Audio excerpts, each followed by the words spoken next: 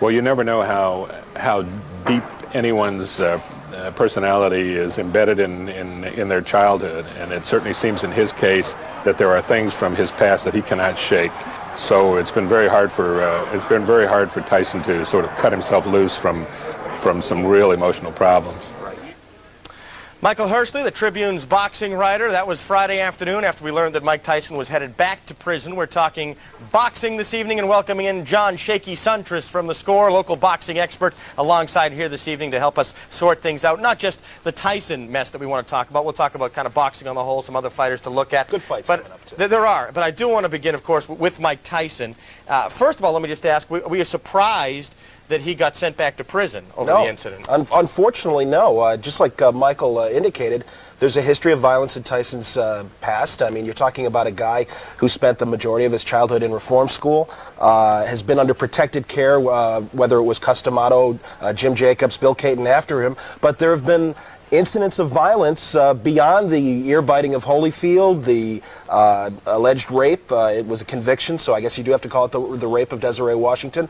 There was an incident in 1987 when Tyson was a new champion, and he assaulted someone in a parking lot, and they had to settle out of court. There's a lot of history there for the judge to consider beyond just the rape conviction, so no, it's not a surprise. Let me ask you this then. After the first go-around in jail behind bars when he came out, there wasn't that much left. Anybody who watched the Botha fight knows that. Now he goes back to prison. When he comes out, you know somebody's going to go out there and put together a package, and people will eat it up and buy it on pay-per-view. But what is left, and what is the future of Mike Tyson? Is there anything there in his future? The Tyson career has already been divided into both the title years and really the road to the title that ended in 1990 with the loss of Buster Douglas and everything that's happened in the 90s. So no, Mike Tyson was shot long before the rape conviction. You go back to really the fights with Razor Ruddock. Tyson really forgot how to move. He forgot how to get out of the way of punches. He doesn't know how to set up punches anymore. We saw an attempt to go back to that style in the Botha fight, but primarily you were looking at a guy who's still headhunting, still looking to take out people with one big shot, and ultimately that's how the Botha fight ended. It was Tyson missing for 4.5 rounds, finally in the 5th coming through with one big shot. This is the fight. Did you see any flashes of the old Mike Tyson, or was it just an old Mike Tyson? No, it's the dark side of Mike Tyson. This is just like Tyson Ruddock or Tyson Holyfield. Another fracas in the ring, unnecessarily caused by Tyson going too far. And yeah, he's great hugging an opponent after he's already humiliated him and beaten him.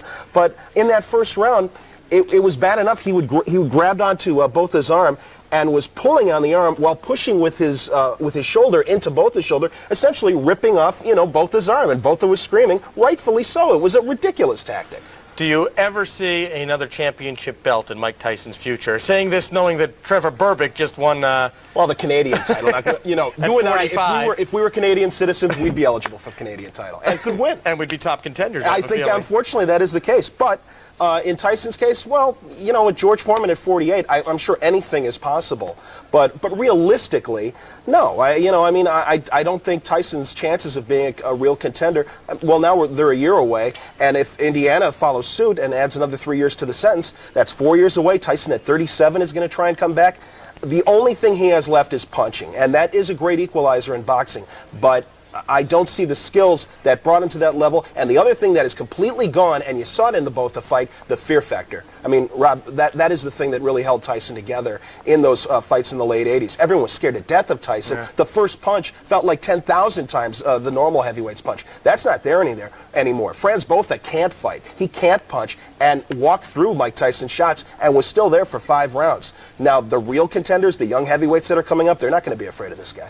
You're right. Now they want to fight him to get the big payday. This is the reason they're lining up. I heard Bert Sugar was on with you guys on the radio show today, and I thought he made a great point, is that the good thing for boxing is that Tyson now goes away, get rid of the whole circus atmosphere that surrounds this guy, concentrate on some of the things that are good with the sport of boxing, and there is a great heavyweight match coming up between Lennox Lewis and Evander Holyfield that, forever how long it lasts, will at least for that night unify the title. Oh, I think it's going to be a very good fight, and I think Evander Holyfield at 35 is vulnerable every time he goes out there, and there's a little bit less of Holyfield, but I still think there is more than enough to take care of Lennox Lewis. Lennox is a big guy, though, 6'5", 250, in shape. The guy can hit. He's got a great right hand. He's a legitimate contender, and yes, he's the WBC title holder right now. you know, you can see the power right there. I mean, these are big shots. Yes, it's Shannon Briggs, but you know, Evander Holyfield, you know, the only other big guy that's comparable to Lewis that Holyfield has fought was Riddick Bowe, and 2 out of 3 fights, Bowe was the bigger fighter and ended up winning because of his size.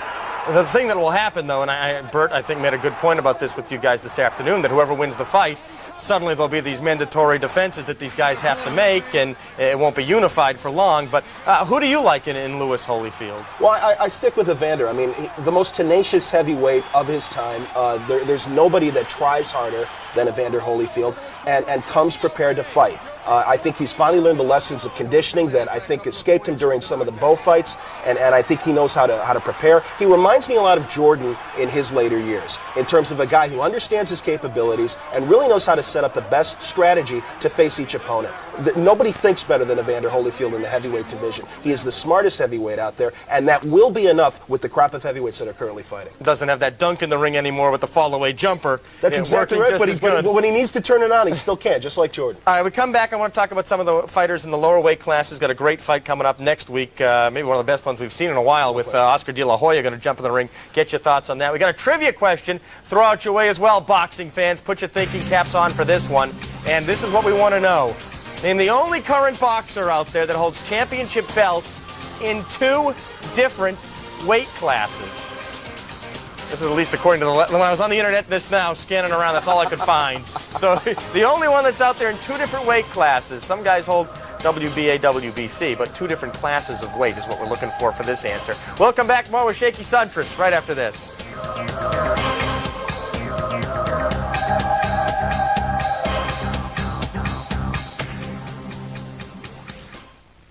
How does the news affect our lives, our communities, our families? That's what CLTV's Front and Center is all about. Every week, this live show on CLTV covers topics and trends unique to our communities.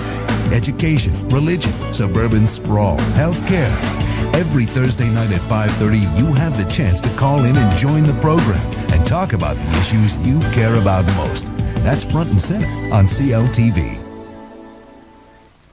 How would you like to try out for a dancing job?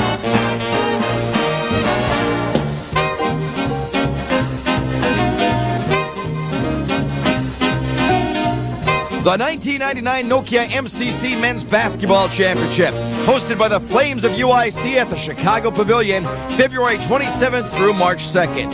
For tickets, call 312-413-UIC1. The road to the big dance starts here. Discover a world of fishing adventure at Bass Pro Shops Outdoor World. Now's the time to check out all the latest gear. A huge selection of quality fishing equipment, including 1999's hot new tackle and accessories. Plus, get help from people who love the outdoors as much as you do. You'll enjoy the excitement of the outdoors and the comfort of this one-of-a-kind sportsman's paradise. Bass Pro Shops Outdoor World, where all your outdoor adventures begin. I-94 to Route 132 West in the Gurney Mills Mall. You need a car. What do? Where do you go? Option 1, go to a car dealer. Wrong choice. Why? Because this used car will most likely cost you this huge price. That's dealer price. Option 2, First Federal Auto Auction, 63rd and State Street. Someone bought this car for much less than you thought. Save money. It's your choice. Why pay more when you can buy at First Federal Auto Auction, 63rd and State Street? Evander Holyfield hasn't seen no one like me yet, and there's one thing, a lot of good things you can say about Evander Holyfield. You could say he's got a great big heart, he's a warrior, he shows true grit, but there's a lot of good things you can say about me as well that a lot of people are going to realize when I step into the ring with 1 belt and come out with 3. Well, if you cry out for something, you might get it, and he's been crying for a long time. Now he have an opportunity to get it. I tell you, March 13th, yes, it's not what I feel, it's what I know. I'm going to beat him. With Don King just pacing in the background. Like Alfred Hitchcock, you know? I like that. Kind of walk across. I like get his appearance in there. I'll say one thing. I like the idea of having the heavyweight champ with a British accent. I like that. Well, I don't. Lennox Lewis. I don't. I'm sorry. I'm an American, damn it. I know. I'm an American to have damn Just title. sounds good. Well, I understand. Lennox Lewis had a lot of talent, but you know something? In every big test, he's kind of freaked out. Anytime anyone's really connected with Lennox, he's freaked out. He hasn't had that many big tests. Razor Ruddock was really the only one. Oliver McCall took him by surprise, and it was Oliver McCall, for God's sake. I mean, this guy's, one potato short of a full load. Yeah, I'm telling you. And he had no business being a WBC champion, but was able to beat Lennox Lewis. So there's some questions that have to be answered with Lennox. John Shaky Suntress, our guest this evening, talking boxing. I said we wanted to talk about the lower weight classes as well and some of the fighters. And one of them I want to welcome on right now on the phone with us. He is Angel El Diablo Manfredy. He's been out here a couple times out here on Sports Page. And Angel, how are you? I'm fine. How are you guys? Hey, it's good to hear from you. Oh, yeah. God bless thanks for having me. Hey, let's get people caught up here. Last time we saw you was the Mayweather fight. Right. Obviously didn't go according to plan the way you wanted things to happen. What is going on since then, and what's in the future for you? Well, basically right now I have the March 3rd fight, which is going to be at the Ramada in Chicago. And let the Chicago people and also the Indiana people get a chance to come out and see me. And also we're looking at an April or May fight on HBO against Robert Garcia for the IBF belt. But I wanted to ask the question, to the analysts. I wanted to ask them about the premature stoppage in my fight against Mayweather, which I felt it was very premature, and which my fans didn't get what they were expected in the fight. He caught me with a couple good shots, give or take it. I gave him that. But once I got off the ropes, there was no way. There's no way the fight should have been stopped. There's no way. Look, he's missing a lot of the shots. I'm on the ropes, but once I get off the ropes, there's nothing. There's no way he should have stopped the fight. Well, Angel, I would have liked to have seen the fight continue. I do think it was only the second round, and I think as a champion, you deserve the opportunity to fight back. In the referee's defense, though, you were getting hit with some shots, and there were some clean shots. They weren't all landing, but enough of them were, and I guess the repetition, eventually a referee is forced to do something about it. What I would have liked to have seen is just a break or something like that. The smarter and more experienced referees will realize that if you have an early stoppage, it's only going to upset everybody. It's really not going to answer a lot of questions. I don't think that you were out on your feet. I think the only thing that I could say is if you had punched a little bit more, maybe it would have allowed for a later stoppage. There was no standing 8 count in that fight, correct? That's true. No, there's no standing 8 count in Florida. And the referee claimed he told you or he warned you, but you never heard him say anything? No, most definitely. He did not. If you review the tape, he did not say nothing to me about throwing punches or nothing of the sort. All that was in my mind was the defense, the slip shots, and then come off the shots and attack.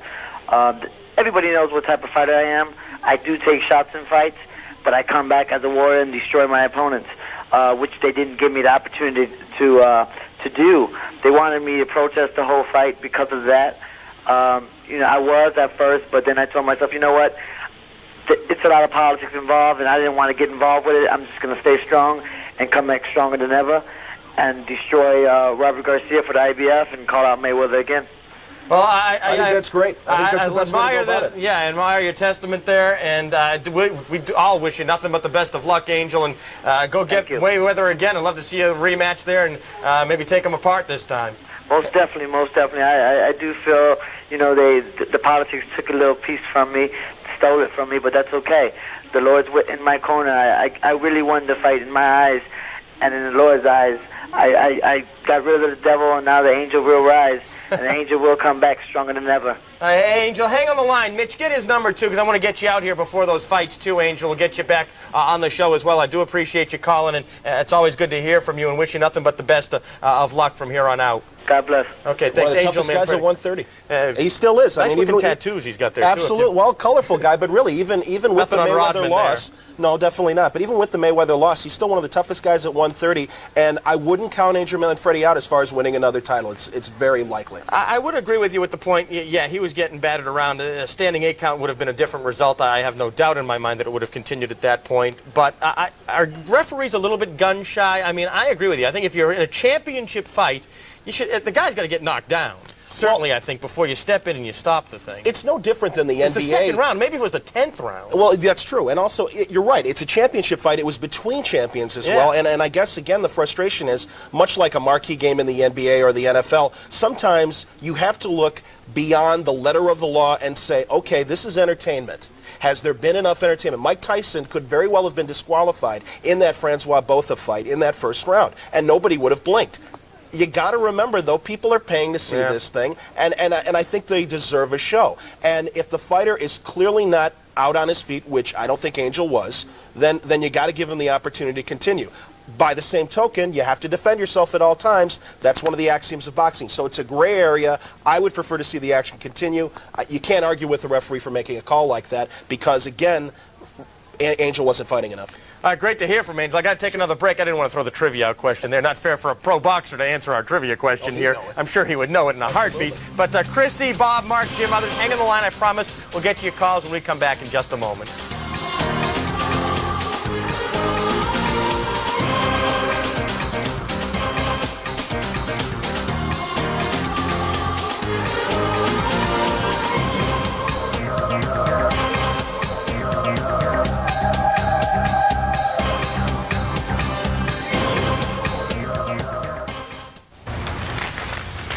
$250? It's only a little scratch. Here a scratch, there a scratch, everywhere a scratch. And they're all an eyesore. What you need is GS27 Scratch Remover. It's new from Duralube. GS27 gets rid of those surface scratches and paint swirls quickly and easily. Simply rub GS27 into the scratch, then polish it to a beautiful finish. The scratch is gone. I still can't believe it was that easy. GS27 got rid of those scratches in less than a minute. It's great.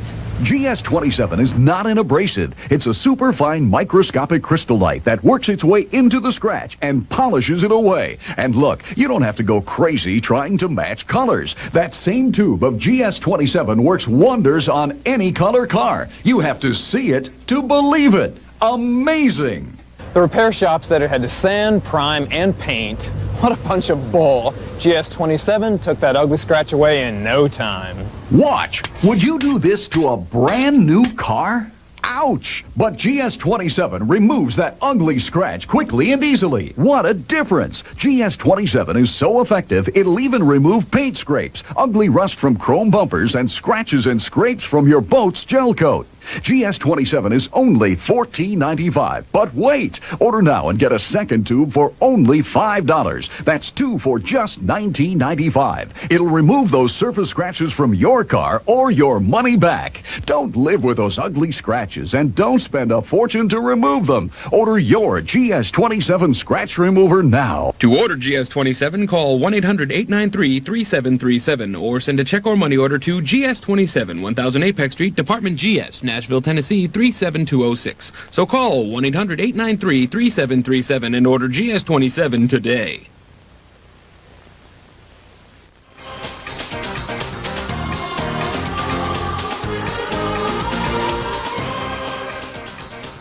You see all the Alphabet City right there, so it's going to get decided on Saturday, March 13th. We'll have a unified champion. Hurrah! Finally. When was the last time there was a unified heavyweight champion? When Tyson fought Spinks, and then was there one after that?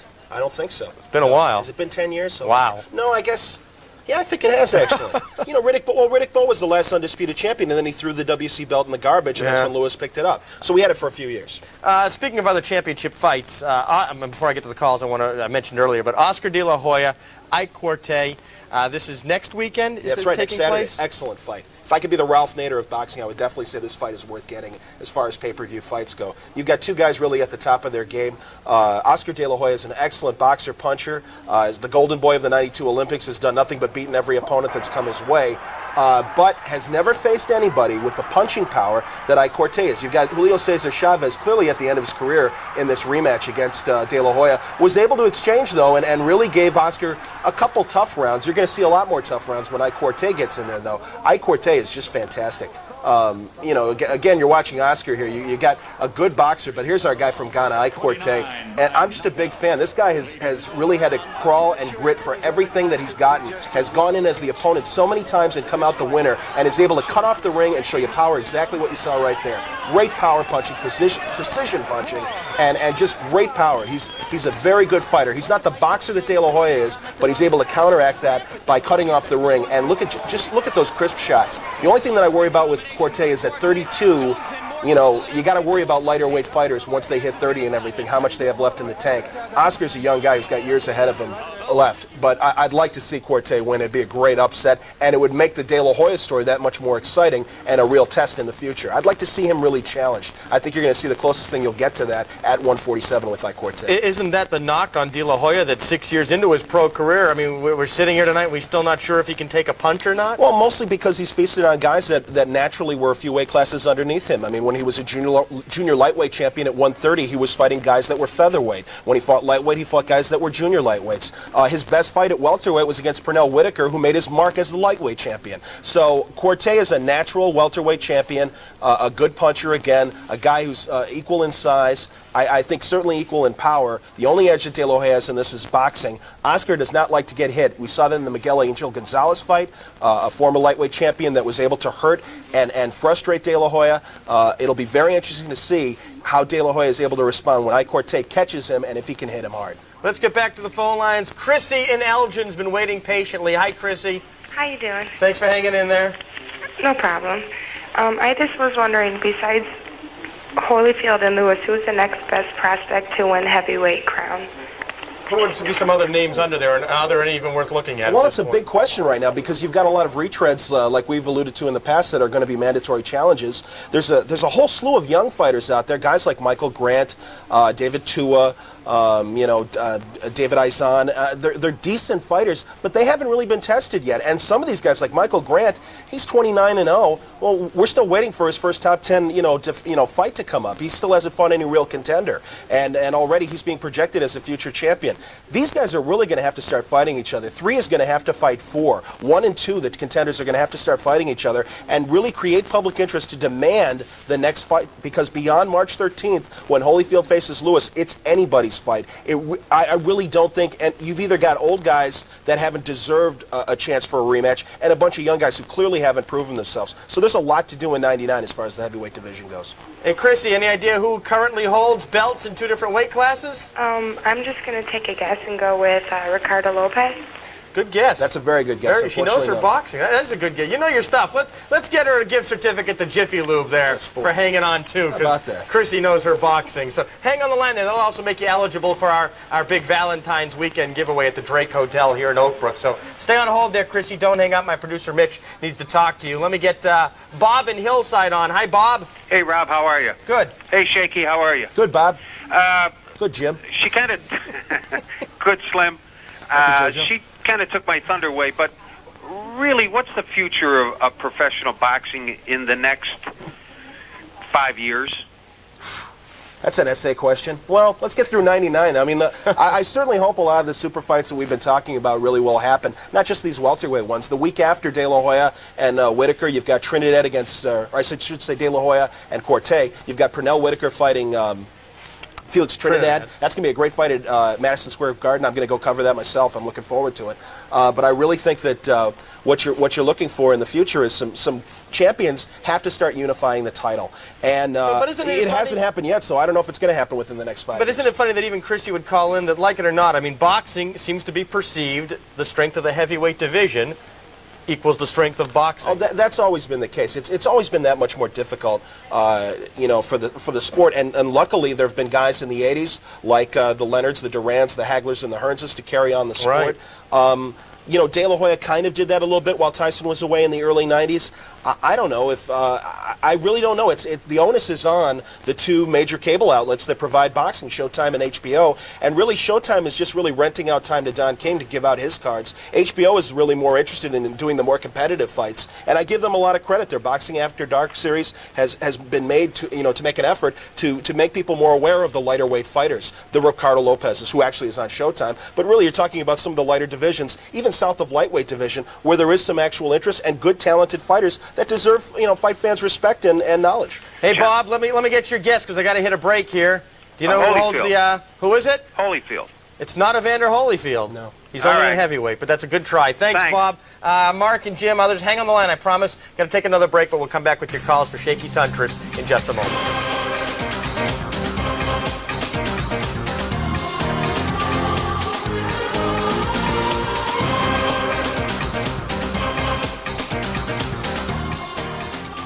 It's Wolves hockey this weekend at the Rosemont Horizon.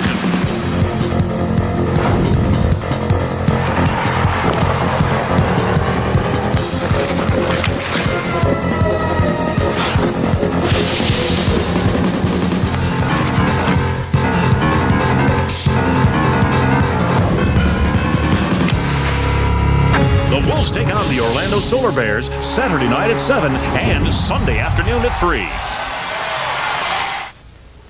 Question: what are people looking for when they continue their education? To get ahead. They want an education that gives them an advantage. To move up. They want evening and weekend courses that help them move up in management. To be in demand. They want the kind of degree today's companies are looking for. And that's what you get at DeVry and at Keller Graduate School. Choose from a variety of master's degrees at Keller or bachelor's degrees at DeVry. Find out more about our programs for continuing education. Call 1-800-423-7000.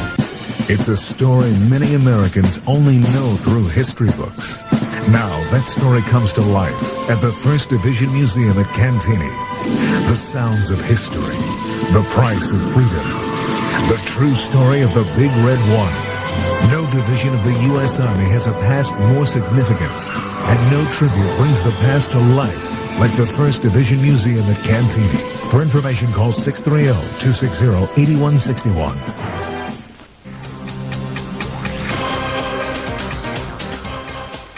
And that would be the probably premier fight, best fight in how long, would you say, since we've had a fight of Certainly that quality? at least the last 2 or 3 years. Wow, really? Yeah, I think back before the De La Hoya-Whitaker fight is the closest thing you can come up to. And where's that going to be, this one? I believe Vegas. Yeah, I'm pretty sure it's Vegas. I thought so. De La Hoya and Quartey, and then the following week is the Mayweather-Trinidad fight, which you're going to be out. And that's in New York? At the Garden. Yeah, I can't wait. At the Garden. Can't wait. Never covered a fight at the Garden. I'm really looking forward to it. Not even in a Knicks game? No, I'm really excited. I've never been to New York before. Mark. I'll be Jethro like in the Beverly Hillbillies, man. I'll be stripped the first day. They'll find me naked in the That's some mental imagery I could have done without tonight. Thanks. Mark and Joliet, how are you? Pretty good. Shane Mosley against Floyd Mayweather, who wins. Boy, that's a good fight. The second question is, we've already talked about some of the other fights. Ike Quartey, I thought, dominated David Tua, and he's going against the second best defensive fighter in boxing, Chris Bird. How do you see that fight going? Well, Chris Bird is a great defensive fighter. You're absolutely right. I'm waiting for the offense, though, man. He's the lightest hitting heavyweight, and he's like the Pernell Whitaker of heavyweights. I like him, but man, I just like to see him develop any kind of power. And the fact that he doesn't have any, I like Ike. I mean, hey, how's that? How's that, Dad? There's an original slogan. Exactly, just like dear old Dad, I like Ike. But, man, I'll tell you, that Shane Mosley-Mayweather matchup, boy, I hope that happens. The junior lightweight champ against the lightweight champ, 5 pounds of difference, and really just about maybe 7 or 8 fights of experience difference between the two, actually maybe closer to 10. But I think Shane Mosley right now has the edge, obviously, in size. But Floyd Mayweather, with apologies to Angel Manfredy, is the fastest guy at lightweight that I've seen in quite a long time. He reminds me a lot of Sugar Ray Leonard. And that first punch that he hit Angel Manfredy with, my God, it came out like a bolt of lightning. And so I think that's an excellent matchup, and man, I hope that happens soon. And I know it was against a washed-up boogeyman Ferguson, but Andrew Galata looked all right. Do you think we'll ever hear from him again? You're absolutely right, and I'm really glad you brought that up, because I definitely wanted to give Galata his due. He was originally scheduled to fight Jimmy Thunder, which would have been a knockout fight of 2 punchers, and I really think Galata would have won that fight clearly.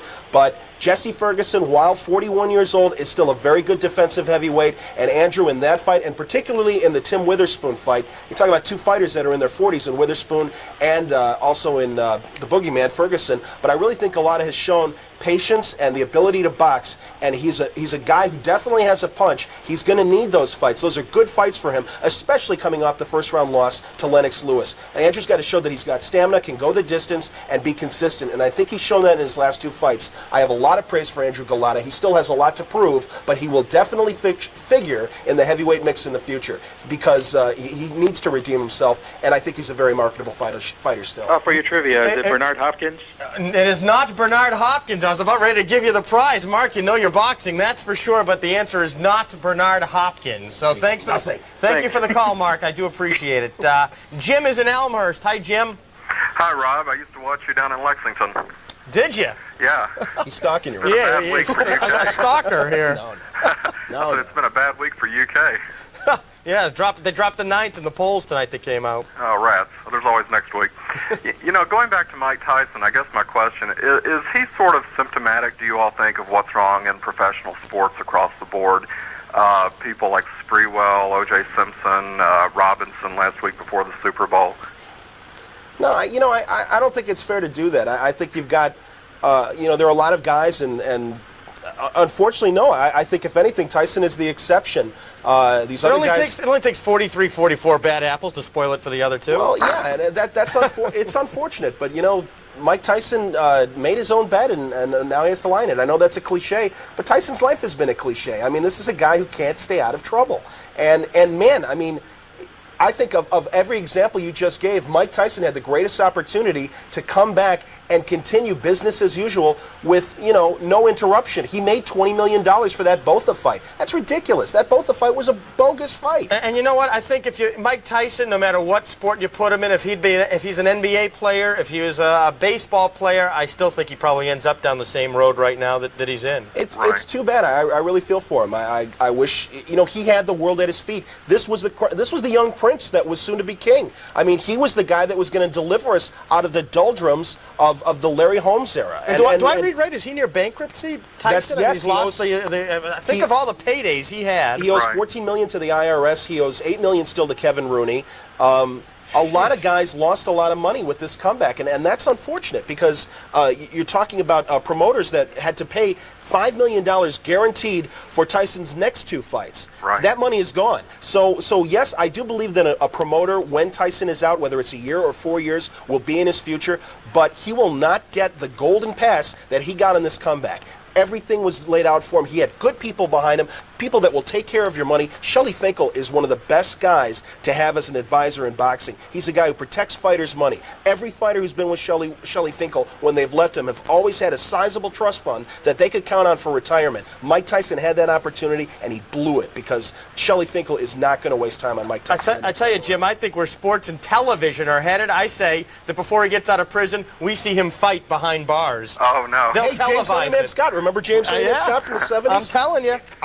It would not surprise me if that happened. Someone will set it up. I have a feeling that Nevada is going to do the right thing, and if Tyson is indeed going back and staying there, I think his license is I grew up in the late 60s and in the 70s, and, people can say what they want about Muhammad Ali's flamboyance, but I still think he brought a lot of dignity and really integrity to the sport of boxing. Well, I agree with you. I think once he got his license back, Ali's second career, unlike Tyson's, was a love affair, really, with the people. And I think in the 60s he was one of the more hated champions. But I think people really turned around, and Ali was life of the party and just so much fun. And he's still so much fun. That's the one thing I feel for him with his Parkinson's. But the man makes the best of it and is not a stranger to the public and is always greeted so warmly and treats everybody great. And you always feel good leaving him. So even in his poor condition, he's still a great time, and he's still the greatest. He's really one of the greatest influences of the 20th century. No doubt. Jim, I got to get your guess here because I got to hit a break. Is it Oscar De La Hoya? It is not De La Hoya. It's a good try, though. I appreciate the phone call. Good to hear from you. And speaking of Ali, that's my brush with greatness, by the way. I met him. Shared a flight back with him from that's cool. From Las Vegas back to Kentucky. The most amazing thing of the whole story.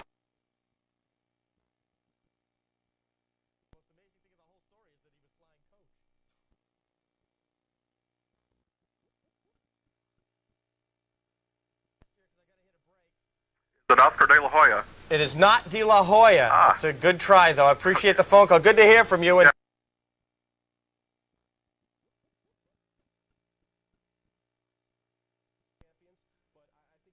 turned around, and Ali was always just a really good guy in the life of the party and just so much fun, and he's still so much fun. That's the one thing I feel for him with his Parkinson's, but the man makes the best of it and is not a stranger to the public.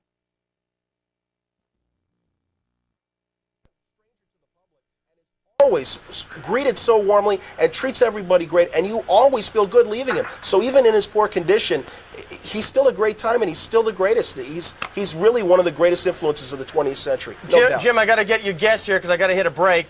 Is it Oscar De La Hoya? It is not De La Hoya. It's a good try, though. I appreciate the phone call. Good to hear from you. And speaking of Ali, that's my brush with greatness, by the way. I met him. Shared a flight back with him from that's cool. From Las Vegas back to Kentucky. The most here.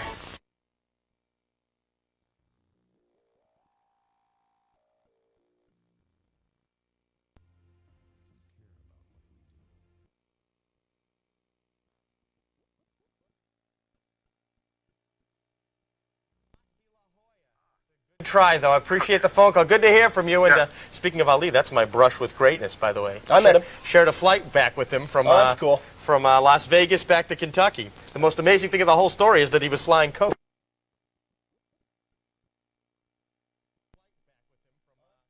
From Las Vegas back to Kentucky. The most amazing thing of the whole story is that he was flying coach. But you know, that's Ali. That's the great thing, man. This is not a limo guy. This is a McDonald's drive-in kind of guy. That's the beauty of Muhammad Ali. I was flying coach, naturally. That's not a surprise. Mike and Steve, hang on the line. We'll get to your phone calls right after this.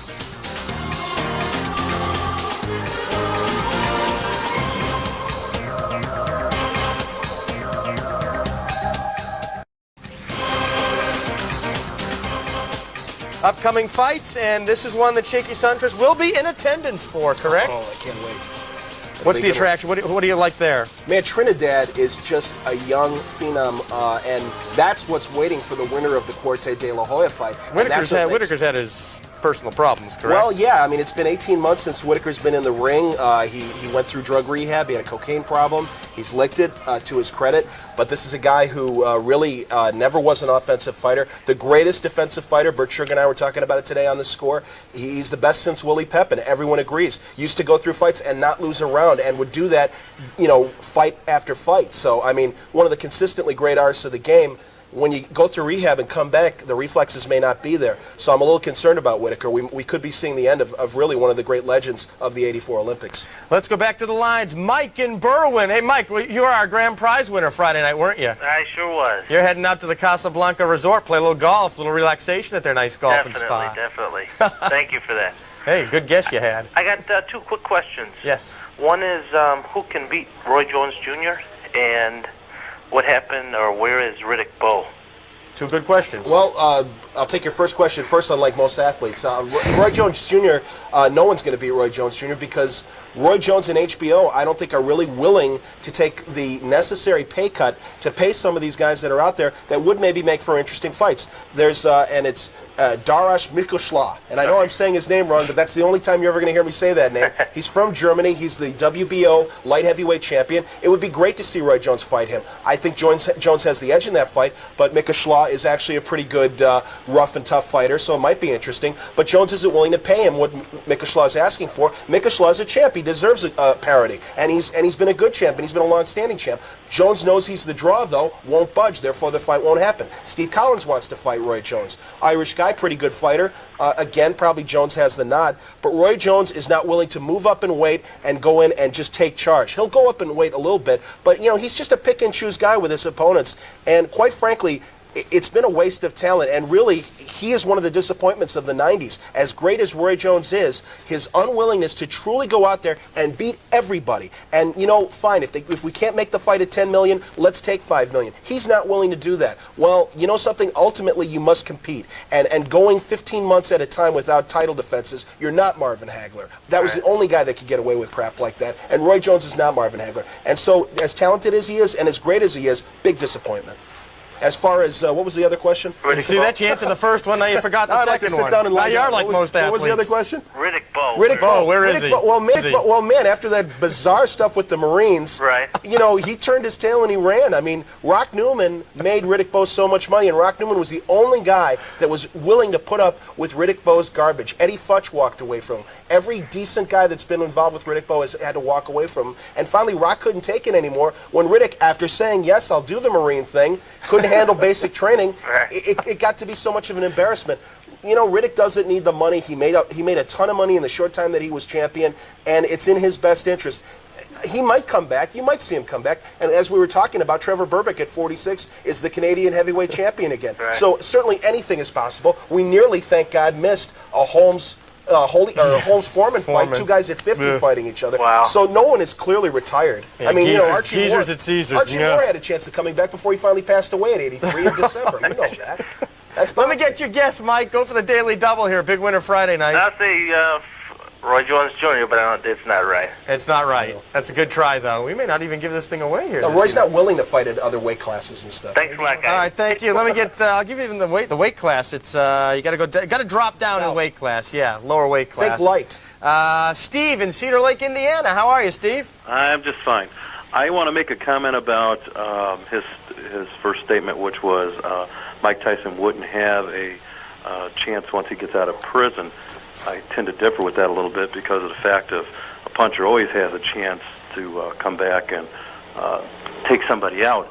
I think his biggest problem at this point with his life is that he's tied up with the wrong people, and his so-called managers that are backing him up are really just big brutes.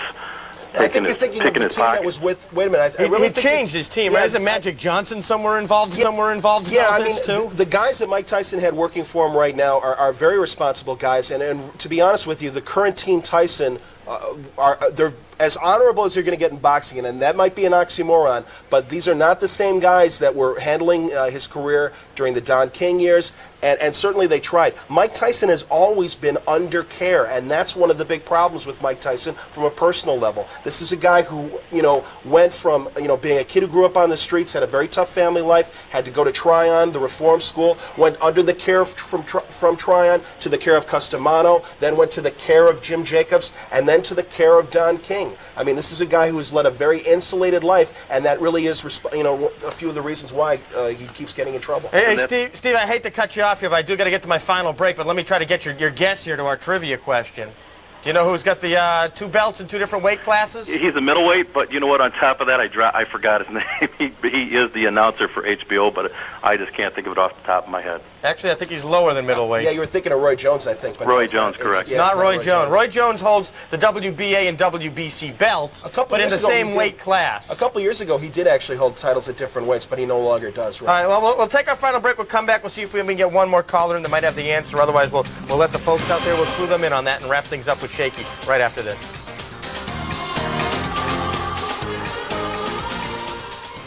There are 2 kinds of... There's more on the Bulls-Clippers game in the sports section of tomorrow's Trib. Bulls hanging on in that one, up 69-60 late in the third, plus a report on who the Chicago Fire got in that MSL draft and a complete college basketball roundup. Also, Blackhawks coverage all in the sports section of tomorrow's Trib. Final couple of moments here with John Shaky Suntress, local boxing expert from The Score. And you're telling me you got a little web page, Mr. Internet Boy, that you are? The powers that be gave me a little space on the Score website. So if you go to chicago.sidewalk.com, and you click on Shaky's Fight Corner, I do a weekly report and made predictions on this weekend's fights. Unfortunately, it was submitted prior to the Tyson conviction, so my thoughts on that will be coming this coming weekend. Okay, but, something to look forward to. Certainly there for your email and your thoughts. Would love to talk with fight fans. Well, let me try to get Steve from Naperville on here. Steve, I've only got about a minute for you. Sorry. Okay, I'll be quick. No problem. My question is, and you kind of touch on this a little bit about Roy Jones fighting as a heavyweight. What other fighters would be good matchups to beef up in weight? Oscar De La Hoya is pretty tall. Could he fight Roy Jones?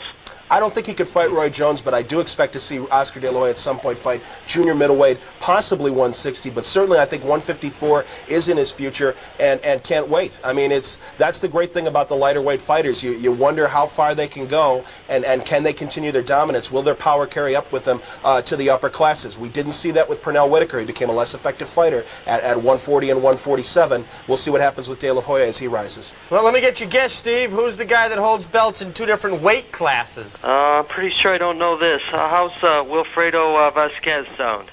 No. Sounds good. It's not the correct answer, but okay. It's a nice Does sounding he still hold a belt? I don't even know. He was a bantamweight champion. I don't know. We got the list over here. We're going to have to look We're at gonna that. We'll have to show everybody the winner here. Nobody got this one. I thought I was going to do who holds the WBA, WBC, but Roy Jones too easy, so that's why I came up with this one. The answer is Johnny Tapia. He holds the WBA bantamweight title and the IBF junior bantamweight title, and he's the only one I could find on the list here that holds 2 different weight classes as your champion. So the answer to that was Johnny Tapia. No winner there this evening. So 115 I'll tell you what, 118. if Steve a roll is still, of quarters. If he has a roll of quarters in his pocket, then he's a bantamweight. Is Steve still on there, Mitch? We can give him the last certificate that we have if he's still there. If not, maybe we carry it over till tomorrow night. Dave Kaplan will be on. Yeah, you could use a little lube job, I think. Dave Kaplan's here tomorrow night. We'll be talking some college hoop. We'll see you then. Always a fun time with Shaky Suntress. Nice to see you. Good night, everybody.